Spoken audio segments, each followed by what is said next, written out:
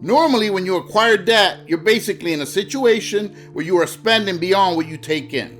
For example, if you make $50,000 a year, but your lifestyle requires $60,000 a year, then you have to either find another source of income or borrow $10,000 in order to survive.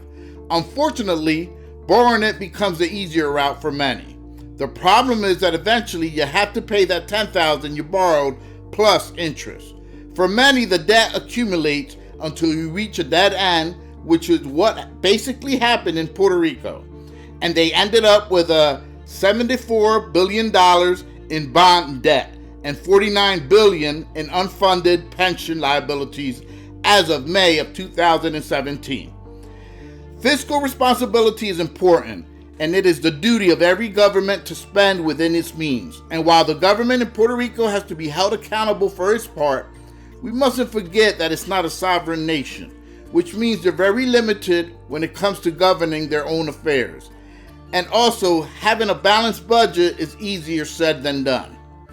Having said that, Puerto Rico's debt crisis can be attributed to a string of multiple factors, but mainly it stems from the fact that they were unable to create a sustainable tax base coupled with the availability to easily borrow funds through the issuance of triple tax exempt municipal bonds. The relative ease they had in issuing debt bonds allowed the Puerto Rican government to run up a deficit over multiple years, with each government hoping the following year would be the year they would receive enough revenue and they would catch up. However, that never materialized.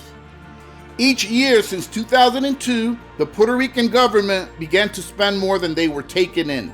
The gap widened as the years followed. The fact that Puerto Rico debt bonds were tax-free for those who purchased them made it much easier and much more tempting for the local Puerto Rican government to borrow instead of finding ways to cut spending. By the way, those tax-free bonds only exist for Puerto Rico. Any bonds for any other states are not tax-free. This designation was made by law by the U.S. Congress through the Jones-Shafrath Act in 1917, the same act that gave U.S. citizenship to Puerto Ricans, among other things. This makes Puerto Rico bonds the first choice for investors outside of Puerto Rico. It basically gave the Puerto Rican government easy access to a pool of money in order to meet their spending needs. It's important to understand that Puerto Rico has and has had massive social spending. For example, around half of Puerto Ricans on the island receive Medicaid or CHIP assistance. Contrary to the myth that the U.S. government floods the island with funds for welfare programs, Puerto Rico only receives a tiny fraction of federal funds to assist with social spending compared to states with high percentages of poor residents, such as Mississippi. The spending for those programs come from the coffers of the Puerto Rican government itself, not the U.S. government. Also, we have to couple this with the fact that much of Puerto Rico's tax revenue has never been sustainable, mainly due to the fact that its own jurisdiction was supplanted by the power or laws coming from the U.S. federal government that would often override anything the local Puerto Rican government had decided. For example, Puerto Ricans were never able to develop the economy of Puerto Rico throughout its history.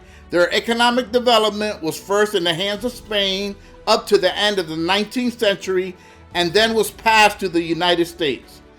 Although granted favorable tax laws from the U.S. federal government for much of the 20th century, in 1996, U.S. President Bill Clinton signed legislation phasing out important parts of the favorable tax code, eventually ending them in 2006.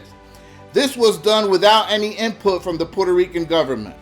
The end of this favorable tax code led to companies leaving the island, which eventually led to tax shortfalls. It was during this period when the local Puerto Rican government began to issue an unusually large number of debt bonds. I also wanted to add that the local Puerto Rican government has been accused of gross inefficiency. Critics argue that the government is incapable of collecting 44% of the Puerto Rico sales and use tax, which amount to almost $1 billion annually. There's also the issue of negligence, incompetency, and highly overpaid government employees. Let us know what you think in the comment section below. Help us to spread this video by sharing. Don't forget to subscribe and turn on the notification bell for more videos.